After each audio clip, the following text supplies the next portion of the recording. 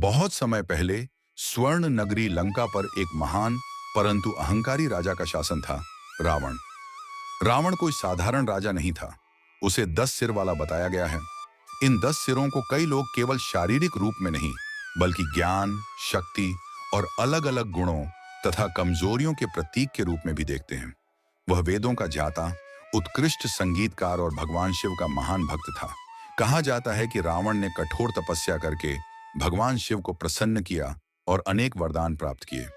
इसी कारण उसे देवताओं तक से भय नहीं था। लेकिन यही शक्ति धीरे धीरे उसके भीतर अहंकार का कारण बन गई। रामायण की सबसे रहस्यमयी बातों में से एक यह है कि रावण ने माता सीता का हरण तो किया, लेकिन उनके सम्मान को कभी भंग नहीं किया। उसने उन्हें अशोक वाटिका में रखा और विवाह के लिए मनाने का प्रयास करता रहा। यह घटना आज भी अनेक लोगों के बीच चर्चा और अलग-अलग व्याख्याओं का विषय है। एक और रहस्य यह माना जाता है कि रावण अपनी मृत्यु का रहस्य जानता था। कई कथाओं के अनुसार उसे यह आभास था कि उसका अंत भगवान राम के हाथों ही होगा, क्योंकि वही उसके अहंकार का अंत कर सकते थे। जब राम और रावण के बीच महान युद्ध हुआ, तो कई दिनों तक भीषण संघर्ष चला। रावण के पास दिव्य अस्त्र शस्त्र थे, लेकिन अंत में सत्य, धर्म और विनम्रता की विजय हुई। भगवान राम ने उसे पराजित किया और लंका में धर्म की पुनर्स्थापना हुई। रावण से जुड़ी एक और प्रसिद्ध बात यह है कि वह अत्यंत विद्वान था। युद्ध के बाद भगवान राम ने अपने भाई लक्ष्मण को रावण से अंतिम शिक्षा लेने भेजा।